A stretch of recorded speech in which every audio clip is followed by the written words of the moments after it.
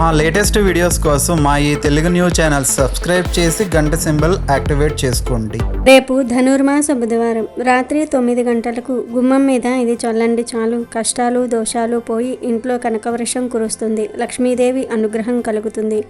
చాలామంది జీవితాల్లో ఎన్నో కష్టాలు ఉంటాయి. ఎంత సంపాదించినా చేతిలో చిల్లుగవ మిగలటం లేదనో, ఇంట్లో ఎప్పుడు ఏదో ఒక అనారోగ్య సమస్య వేధిస్తుందనో, లేదంటే ఇంట్లో ప్రశాంతత లేకుండా గొడవలు జరుగుతున్నాయనో బాధపడుతూ ఉంటారు. ఇవన్నీ ఒక ఎత్తు అయితే, కష్టపడి సంపాదించిన డబ్బు ఎటుపోతుందో తెలియకుండా నీళ్ళల్లా ఖర్చయిపోవటం మరొక ఎత్తు.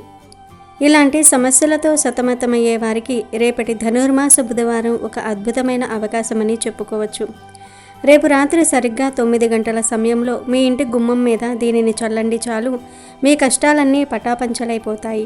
మీ ఇంట్లో ఉన్న దరిద్రం, దోషాలు, నరదృష్టి అన్నీ తొలగిపోయి సాక్షాత్తు ఆ లక్ష్మీదేవి మీ ఇంట్లో తిష్ట వేసుకుని కూర్చుంటుంది. కనక వర్షం కురుస్తుంది అని చెప్పటంలో ఎలాంటి సందేహము లేదు. అసలు గుమ్మం ముందు ఏం చల్లాలి, ఎలా చల్లాలి, ఎందుకు చల్లాలి అనే పూర్తి వివరాలను ఈ వీడియోలో మనం తెలుసుకుందాం. అందుకంటే ముందు ఒక చిన్న విన్నపం. ఈ వీడియోలో చెప్పే విషయాలు చాలా శక్తివంతమైనవి కాబట్టి వీడియోని ఎక్కడా స్కిప్ చేయకుండా చివరి వరకు చూడండి. అలాగే మన ఛానల్ని ఎవరైతే మొదటిసారి చూస్తున్నారో వారు దయచేసి ఈ వీడియోని లైక్ చేయండి. మన ఛానల్ని సబ్స్క్రైబ్ చేసుకోండి. కామెంట్ బాక్స్లో జై శ్రీరామ్ అని కామెంట్ చేయటం మాత్రం మర్చిపోకండి. ఆ శ్రీరామచంద్రుని ఆశీస్సులు మనందరిపై ఎప్పుడూ ఉంటాయి. చాలామంది గుమ్మాన్ని కేవలం ఇంట్లోకి రావడానికి, బయటకు వెళ్ళడానికి ఉండే ఒక ద్వారంలా మాత్రమే చూస్తారు. కానీ మన సనాతన ధర్మంలో, వాస్తుశాస్త్రంలో గుమ్మానికి ఉన్న ప్రాముఖ్యత అంతా ఇంతా కాదు. ఇంటికి సింహద్వారమే ప్రాణం. అది మన ఇంటికి ముఖం లాంటిది. మనకు ముఖం ఎంత ముఖ్యమో ఇంటికి సింహద్వారం అంత ముఖ్యం. సాక్షాత్తు లక్ష్మీదేవి మన ఇంట్లోకి ప్రవేశించేది ఈ గుమ్మం నుండే. అలాగే కులదేవతలు, గ్రామదేవతలు కూడా గుమ్మం నుండే మన ఇంట్లోకి వచ్చి మనల్ని ఆశీర్వదిస్తారని పెద్దలు చెప్తూ ఉంటారు. అందుకే పూర్వం రోజుల్లో మన అమ్మమ్మలు, నానమ్మలు తెల్లవారుజామునే లేచి ఇంటి ముందు కల్లాపి చల్లి ముగ్గులు వేసి గుమ్మానికి పసుపు రాసి కుంకుమ బొట్లు పెట్టేవారు.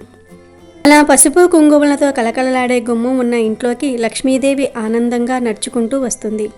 కానీ ఈ రోజుల్లో మారిన జీవనశైలి వల్ల చాలామంది అపార్ట్మెంట్లలో ఉండటం వల్లనో, సమయం లేకపోవటం వల్లనో గుమ్మాన్ని సరిగ్గా పట్టించుకోవటం లేదు. కానీ గుర్తుపెట్టుకోండి, గుమ్మం ఎంత శుభ్రంగా, ఎంత పవిత్రంగా ఉంటే ఆ ఇంట్లో అంత ఐశ్వర్యం ఉంటుంది. ముఖ్యంగా ఈ ధనుర్మాసంలో గుమ్మాన్ని పూజించడం వల్ల విష్ణుమూర్తి అనుగ్రహం కూడా మనకు లభిస్తుంది.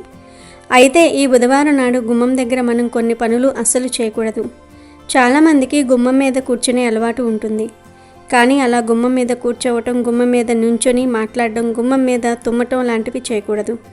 అలాగే గుమ్మం దగ్గర చెప్పులు విడిచిపెట్టడం, గుమ్మానికి ఎదురుగా చెత్త డబ్బాలు పెట్టడం లాంటివి చేస్తే లక్ష్మీదేవి ఆ ఇంట్లోకి రావడానికి ఇష్టపడదు. గుమ్మం ఎప్పుడూ శుభ్రంగా ఉండాలి, ఎలాంటి అడ్డంకులు లేకుండా ఉండాలి. ఇక రేపు ధనుర్మాస బుధవారం కాబట్టి, విఘ్నేశ్వరుడికి ఇష్టమైన రోజు కాబట్టి, ఈ రోజున మనం గుమ్మం దగ్గర చేసే చిన్న తంత్రం మన తలరాతనే మార్చేస్తుంది. మన ఇంటికి, మన కుటుంబ సభ్యులకు ఉన్న నరదృష్టిని, కీడును తొలగించే శక్తి ఈ పరిహారానికి ఉంది. ఈ పరిహారం చేయడానికి మనకు కావలసిన వస్తువులు కూడా చాలా సులభంగా మన వంటింట్లో దొరికేవే. అవే ధనియాలు, ఆవాలు, మిరియాలు, కొంచెం కుంకుమ, కొంచెం కర్పూరం. వినడానికి చాలా చిన్న వస్తువులా అనిపించవచ్చు, కానీ ఆధ్యాత్మికంగా, తాంత్రికంగా వీటికి ఉన్న శక్తి అమోఘం. ఒక్కొక్క వస్తువు గురించి వివరంగా తెలుసుకుందాం. ముందుగా ధనియాలు. ధనియాలు అంటేనే సాక్షాత్తు లక్ష్మీ స్వరూపం. అందుకే ధనియాలను ధన అని పిలుస్తూ ఉంటారు. ఈ పరిహారంలో ధనియాలను వాడటం వల్ల మన ఇంట్లో ఉన్న ఆర్థిక ఇబ్బందులు తొలగిపోయి డబ్బు రాక పెరుగుతుంది. ఆగిపోయిన పనులు మళ్ళీ మొదలవుతాయి. అప్పుల బాధలు మెల్లమెల్లగా తీరిపోతాయి. ఇక రెండవది ఆవాలు. ఆవాలు అనేవి ఉగ్రత్వానికి ప్రతీక. మన ఇంట్లో ఉన్న దుష్ట శక్తులను, నెగిటివ్ ఎనర్జీని ప్రాలదొల్లే శక్తి ఆవాలకు ఉంది. అందుకే చిన్నపిల్లలకు దిష్టి తీసేటప్పుడు ఆవాలను, ఉప్పును కలిపి తీస్తూ ఉంటారు. గుమ్మం దగ్గర చల్లటం వల్ల బయట నుండి వచ్చే ఎలాంటి చెడు శక్తి అయినా, నరఘోష అయినా గుమ్మం దాటి లోపలికి రాలేదు. ఆవాలు ఒక రక్షణ కవచంలా మన ఇంటిని కాపాడతాయి. ముఖ్యంగా శత్రువుల నుండి వచ్చే బాధలు, అసూయ పొరల ఏడుపులు మన మీద పడకుండా ఆవాలు అడ్డుకుంటాయి. ఇక మూడవది మిరియాలు. మిరియాలు కూడా ఘాటైన స్వభావం కలిగినవి. ఇవి ఆరోగ్యానికే కాదు ఆధ్యాత్మికంగా కూడా చాలా శక్తివంతమైనవి. జ్యోతిష శాస్త్రం ప్రకారం రాహుకేతువుల దోషాలు ఉన్నవారు, శని ప్రభావం ఉన్నవారు మిరియాలను దానం చేస్తూ ఉంటారు. మనం ఇంట్లో తరచుగా గొడవలు జరుగుతూ ఉన్నా, కారణం లేకుండా భార్యాభర్తల మధ్య మనస్పర్ధలు వస్తున్నా, పిల్లలు మాట వినకపోయినా అది ఖచ్చితంగా ఏదో ఒక దోషం వల్లనే జరుగుతూ ఉంటుంది. అలాంటి దోషాలను నివారించడానికి మిరియాలు అద్భుతంగా పనిచేస్తాయి. ఈ పరిహారంలో మిరియాలను కలపటం వల్ల ఇంట్లో ఉన్న చికాకులు తొలగిపోయి ప్రశాంతత నెలకొంటుంది. 4వది కుంకుమ. కుంకుమ అంటేనే మంగళప్రదం. అది సాక్షాత్తు అమ్మవారి స్వరూపం. ఎక్కడ కుంకుమ ఉంటుందో అక్కడ శుభం జరుగుతుంది. ఈ మిశ్రమంలో కుంకుమను కలపటం వల్ల ఆ పరిహారానికి దైవశక్తి తోడవుతుంది. మన ఇంటి గుమ్మం లక్ష్మీ కళతో వెలిగిపోతుంది. చివరిగా కర్పూరం. కర్పూరం వెలిగిస్తే వచ్చే సువాసన, ఆ వెలుగు మన మనసును ఎంత ప్రశాంతంగా ఉంచుతాయో మనందరికీ తెలుసు. కర్పూరానికి ఉన్న ఒక ప్రత్యేకమైన గుణం ఏమిటి అంటే అది చుట్టూ ఉన్న నెగిటివ్ ఎనర్జీని లాగేసుకొని పాజిటివ్ ఎనర్జీని విడుదల చేస్తుంది. అందుకే మన హారతి ఇచ్చేటప్పుడు కర్పూరాన్ని వాడుతూ ఉంటాం. ఈ పరిహారంలో కర్పూరం పొడిని వాడటం వల్ల ఆ పరిసరాలు శుద్ధి అవుతూ ఉంటాయి. ఇప్పుడు అసలు పరిహారం ఎలా చేయాలో వివరంగా చెప్పుకుందాం. రేపు బుధవారం రాత్రి అందరూ భోజనాలు చేసిన తర్వాత పడుకునే ముందు సుమారుగా రాత్రి 9 గంటల సమయంలో ఈ పరిహారం చేయాలి. ఎందుకంటే రాత్రి 9 గంటల తర్వాత బయట సంచారం తగ్గుతుంది, వాతావరణం ప్రశాంతంగా ఉంటుంది.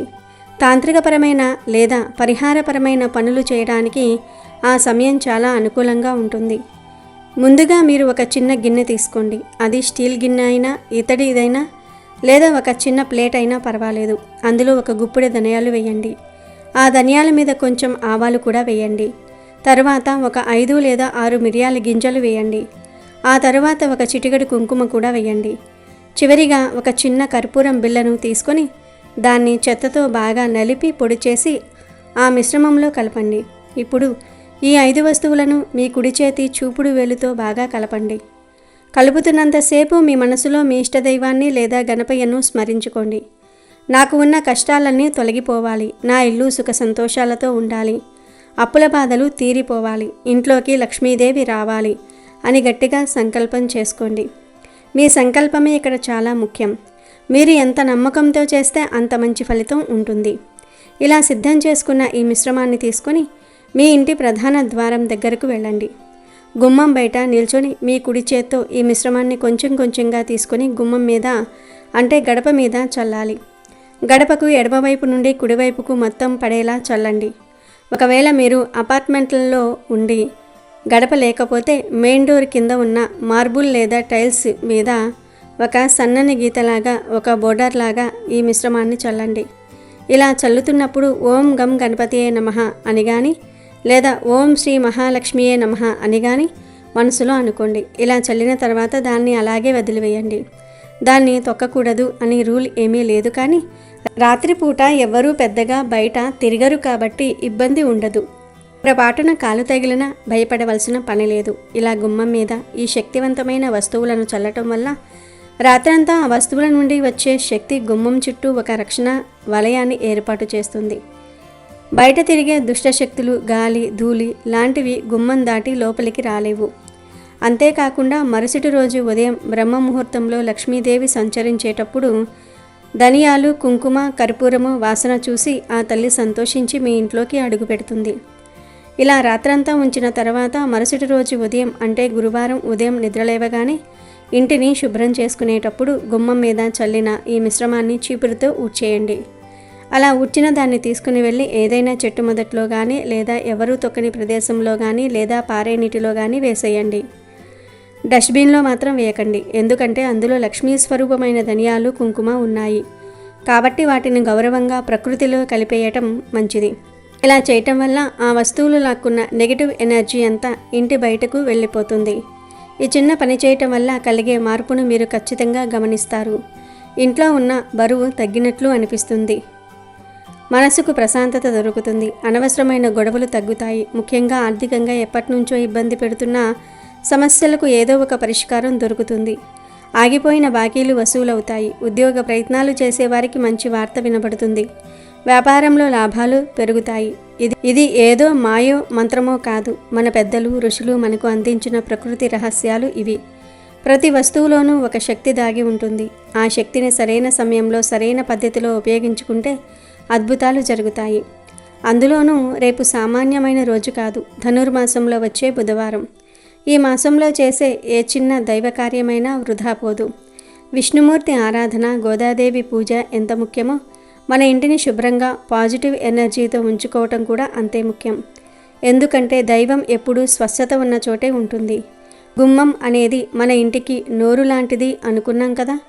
మనం మంచి ఆహారం తీసుకుంటే శరీరం ఎలా ఆరోగ్యంగా ఉంటుందో, గుమ్మం దగ్గర మంచి శక్తులను ఉంచితే ఇల్లు కూడా అలాగే ఆరోగ్యంగా ఆనందంగా ఉంటుంది.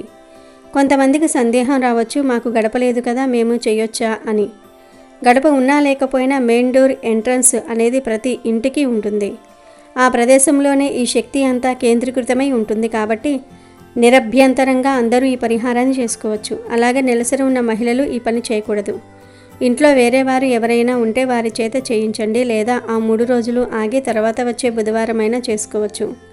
మగవారు కూడా ఈ పరిహారాన్ని చేయవచ్చు. ఇందులో ఎలాంటి సందేహము లేదు. కుటుంబ క్షేమం కోసం ఎవరు చేసినా మంచిదే.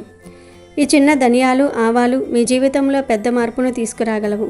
మన పూర్వీకులు ఏది చెప్పినా దాని వెనుక ఒక అర్థము, పరమార్థము, శాస్త్రీయ కారణం కూడా ఉంటుంది. ఆవాలు, మిరియాలు యాంటీ బ్యాక్టీరియల్ గుణాలు కలిగినవి. అవి గుమ్మం దగ్గర ఉంచటం వల్ల కంటికి కనిపించని క్రిములు కూడా నశిస్తాయి. ఇలా ఆరోగ్యపరంగా, ఆధ్యాత్మికంగా మనకు మేలు చేసే ఈ చిన్న పనిని రేపు రాత్రి 9 గంటలకు చేయటం మర్చిపోకండి.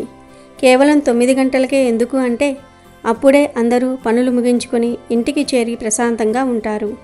ఆ సమయంలో చేసే ప్రార్థనలు, సంకల్పాలు విశ్వంలోనికి బలంగా వెళ్తాయి. చివరిగా చెప్పేది ఒక్కటే, కష్టాలు అందరికీ ఉంటాయి, కానీ ఆ కష్టాలను చూసి భయపడిపోకుండా ధైర్యంగా ఎదుర్కోవాలి. దానికి దైవబలం తోడైతే విజయం ఖచ్చితంగా మనదే అవుతుంది. లక్ష్మీదేవి కటాక్షం కోసం మనం ఎన్ని పూజలు చేసినా ఇలాంటి చిన్న చిన్న తంత్రాలు, పరిహారాలు చేయటం వల్ల మనకు తెలియకుండానే మన చుట్టూ ఉన్న ఆటంకాలు తొలగిపోతాయి. రేపు రాత్రి మీరు ఈ పరిహారం చేసి ప్రశాంతంగా నిద్రపోండి. శుభ ఫలితాలను పొంది సంతోషంగా జీవించండి. బుధవారం రోజు ఈ చిన్న పని చేస్తే చాలు, మీకు ఉన్న కష్టాలు, సమస్యలు, బాధలు, ఆటంకాలు అన్నీ కూడా వెన్నలాగా సులభంగా కరిగిపోతాయి. నిత్య జీవితంలో ఏ పని తలపెట్టినా ఆ పనిలో ఆటంకాలు ఎక్కువగా వస్తున్నట్లయితే, విఘ్నాలు ఎక్కువగా వస్తున్నట్లయితే, చేపట్టిన పనులన్నీ కూడా సులభంగా పూర్తి చేసుకోవాలంటే బుధవారం రోజు గణపతికి సంబంధించిన ఒక పరిహారం పాటించాలి. మరి ఆ పరిహారం ఏమిటో తెలుసుకునే ముందు ఒక చిన్న కథను ఇప్పుడు మనం విందాం. కురుక్షేత్ర సంగ్రామం తరువాత అంపశయ్య మీద ఉన్న భీష్ముడు ధర్మరాజుకు రకరకాల ఉపదేశాలు చేశాడు. లౌక్యం గురించి, రాజ్య పాలన గురించి చేసిన ఈ ఉపదేశాలు కాలం మారిన విలువను మాత్రం కోల్పోలేదు.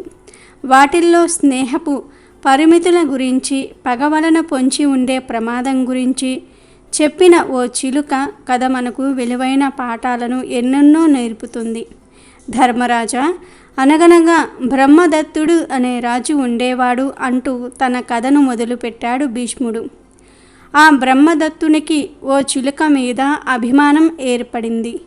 ఆ అభిమానం కాస్త స్నేహంగా పరిణమించింది. చిలుక బ్రహ్మదత్తునికి సమీపంలోనే నివసిస్తూ ఉండేది.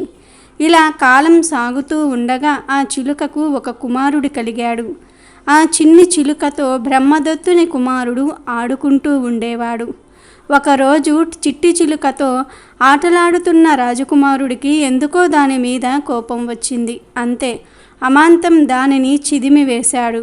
ఆ దృశ్యాన్ని చూసిన చిలుక కోపాన్ని అణుచుకోలేకపోయింది. వెంటనే తన వాడి గోళ్లతో అతని కళ్ళను పొడిచి పారేసింది. దాంతో రాజకుమారుడు కాస్త గుడ్డివాడు అయిపోయాడు. చిలుక అంతటితో ఆగలేదు. నేరుగా రాజు దగ్గరకు వెళ్ళి, రాజా, నీ కుమారుడు నా కొడుకును చంపి తప్పు చేశాడు. అందుకు ప్రతిఫలంగా నేను అతన్ని గుడ్డివాడిని చేశాను. ఇందులో నా తప్పేమీ లేదు. అయినా ఇక మీదట నేను ఇక్కడ ఉండలేను, సెలవు అని చెప్పింది. చిలుక మాటలు విన్న రాజు, నువ్వన్నది నిజమే, జరిగిన దానిలో నీ తప్పేమీ లేదు. రాజకుమారుడు నీ కొడుకుకు హాని తలపెట్టాడు కాబట్టి ఫలితాన్ని అనుభవించక తప్పలేదు. మరి అలాంటప్పుడు నన్ను వదిలి వెళ్ళవలసిన అవసరం ఏముంది? జరిగిందేదో జరిగిపోయింది, దయచేసి ఇక మీదట కూడా నాతో స్నేహంగా ఉండు అంటూ అర్థించాడు. రాజా, నేను నీ కుమారుడిని గుడ్డివాడిగా మార్చేశాను. కాబట్టి నీలో నా మీద పగ ఏర్పడి తీరుతుంది. పగ 4 రకాలుగా ఏర్పడే అవకాశం ఉంది. ఇతరుల భూమిని చేజిక్కించుకోవటం వల్ల, అన్నదమ్ముల మధ్య ఆస్తి తగాదాల వల్ల, ఆడవారి మధ్య మాటా పెరగటం వల్ల, ఎదుటివారి మనసును గాయపరచటం వల్ల పగ ప్రబలుతుంది. అలాంటి ప్రతికూల భావాలు ఒక్కసారి మొదలైతే ఇక వాటికి అంతమంటూ ఉండదు. అలాంటి విద్వేషకరమైన వాతావరణంలో ఎవ్వరినీ నమ్మడానికి లేదు. నేను నీ కొడుకుకి హాని తలపెట్టాను కనుక నీలో నా మీద విద్వేషం మొదలయ్యే ఉంటుంది. కాబట్టి నీ తీయని మాటలను విని నేను ఇక్కడ ఉండలేను అంటూ తుర్రుమంది చిలుక. కాబట్టి ఓ ధర్మరాజా, ఆ రాజనేవాడు ఆ చిలుకలాగా తన జాగ్రత్తలో తనుండాలి. తన రాజ్యంలో ఎవ్వరినీ కూడా గుడ్డిగా నమ్మకూడదు. శృతిమెత్తగా మాట్లాడుతున్నట్లు కనిపించాలే గాని మనసు మాత్రం దృఢంగా ఉండాలి. అందరినీ నమ్మినట్లు ఉండాలి, కానీ తన జాగ్రత్తలో తనుండాలి. ఎవ్వరితోనూ హద్దులు దాటి చనువుగా మెలగకూడదు. వ్యసనాలతో పడి విచక్షణను మర్చిపోకూడదు. అనుకున్న కార్యం పూర్తయ్యేదాకా రహస్యాన్ని బట్టబయలు చేయకూడదు. అంతేకాదు, పూర్తిగా తీరని రుణం, పూర్తిగా ఆరని మంట, పూర్తిగా చల్లారని పగ, ఈ మూడిటి విషయంలోనూ చాలా జాగ్రత్తగా ఉండాలి. ఎందుకంటే అవి ఎప్పుడైనా సరే ప్రాణాంతకంగా పరిణమించగలవు అంటూ ముగించాడు భీష్ముడు. ఇక వీడియోలోకి వస్తే, ఎవరైనా సరే విఘ్నాలను తొలగించుకోవాలంటే ప్రతి బుధవారం కూడా గణపతికి సంబంధించిన ఒక ప్రత్యేకమైన విధి విధానాన్ని, పరిహారాన్ని పాటించాలి. అసలు ఏం చేయాలి అంటే, బుధవారం రోజు సాయంత్రం 6 తర్వాత ప్రమిదలో కొబ్బరి నూనె పొయ్యాలి. 5 ఒత్తులు విడివిడిగా వేసి దీపారాధన చేయండి. మీ ఇంట్లో గణపతి ఫోటో కానీ విగ్రహం కానీ ఉన్నట్లయితే ఆ విగ్రహం లేదా ఫోటో దగ్గర గరికను ఉంచండి. ఎర్రటి పుష్పాలను సమర్పించండి. ఆ తర్వాత గణపతికి సంబంధించిన ఒక అద్భుతమైన మంత్రం ఉంది. అదే హేరంబ గణపతి మంత్రం. ఎవరైనా సరే ప్రతి బుధవారం ఈ హేరంబ గణపతి మంత్రాన్ని చదువుకుంటూ గణపతిని పూజిస్తే ఎలాంటి విఘ్నాలు ఎదురవుతూ ఉన్నా సరే ఆ విఘ్నాల నుండి చాలా సులభంగా బయటపడవచ్చు. అంతటి శక్తివంతమైన హేరంబ గణపతి మంత్రం ఏమిటంటే, ఓం గూం హేరంబాయ నమః. ఈ మంత్రం 21 సార్లు చదువుతూ ఎర్రటి పుష్పాలతో కుంకుమ కలిపిన అక్షింతలతో గణపతిని పూజించండి. ఇలా చేస్తే విఘ్నాలన్నీ కూడా తొలగిపోతాయి. చేపట్టిన ప్రతి పనిని కూడా దిగ్విజయంగా పూర్తి చేసుకోవచ్చు. అంతేకాకుండా బుధవారం పూట మీరు గణపతి ఆలయానికి వెళ్ళండి. గణపతి ఆలయానికి వెళ్ళి గణపతిని దర్శనం చేసుకొని గణపతి ఆలయంలో 5 ప్రదక్షిణలు చేయండి. ఇలా చేయటం ద్వారా కూడా విఘ్నాల నుండి చాలా సులభంగా బయటపడవచ్చు. అలాగే ఎవరైనా సరే బుధవారం పూట గణపతి అనుగ్రహం సులభంగా పొందాలంటే వెన్న ముద్ద ఉంటుంది కదా, ఆ వెన్నను కొద్దిగా గణపతి ఫోటో దగ్గర కానీ విగ్రహం దగ్గర కానీ సమర్పించండి. వెన్న ఎందుకు సమర్పించాలి అంటే, వెన్న ఎంత సులభంగా కరిగిపోతుందో అంత సులభంగా మీ కష్టాలన్నీ కూడా కరిగిపోతాయి. మీ కష్టాలన్నీ కూడా తొందరగా సులభంగా కరిగిపోవాలంటే కాస్త వెన్న ముద్దను కూడా గణపతి ఫోటోకు కానీ గణపతి విగ్రహానికి కానీ సమర్పించండి. అలాగే గణపతి స్వయంభూగా ఒక తెల్ల జిల్లేడు చెట్టు రూపంలో అవతరించాడని గణేష పురాణంలో చెప్పారు. కాబట్టి మీరు ఇంట్లో ఒక ప్రత్యేకమైన గణపతిని పెట్టుకుంటే తిరుగులేని విధంగా అఖండ విజయం సాధిస్తారు. మరి అది ఏమిటంటే, తెల్ల జిల్లేడు వేరు మీద చెక్కిన గణపతి రూపు, తెల్ల జిల్లేడు మీద చెక్కిన గణపతి రూపు బయట లభిస్తుంది. అలాంటి గణపతిని తెచ్చి మీ ఇంట్లో పూజా మందిరంలో ఉంచుకోండి. ప్రతి బుధవారం ఇప్పుడు మనం చెప్పుకున్న విధంగా పూజ చేయండి. ప్రతిరోజు కూడా ఈ తెల్ల జిల్లేడు గణపతి దగ్గర ఒక ఎర్ర పుష్పాన్ని ఉంచి బయటకు వెళ్ళండి. ఇలా చేస్తే గణపతి అనుగ్రహం ద్వారా ఏ పని తలపెట్టినా ఆ పనిలో వచ్చే ఆటంకాల నుండి సులభంగా బయటపడవచ్చు. అన్ని పనులను దిగ్విజయంగా పూర్తి చేసుకోవచ్చు. అలాగే దాంపత్యంలో అనుకూలత తక్కువగా ఉన్నవారు ఎవరైనా సరే గణపతి ఆలయానికి వెళ్ళినప్పుడు ఆలయ ప్రాంగణంలో కొబ్బరి నూనె ప్రమిదలో పోసి దీపారాధన చేయండి. దాంపత్యంలో చక్కటి అనుకూలత ఏర్పడుతుంది. గణపతి యొక్క విశేషమైన అనుగ్రహం కూడా కలుగుతుంది. దీనితో పాటుగా గణపతి షోడశోపచార నామాలు అని ఉంటాయి.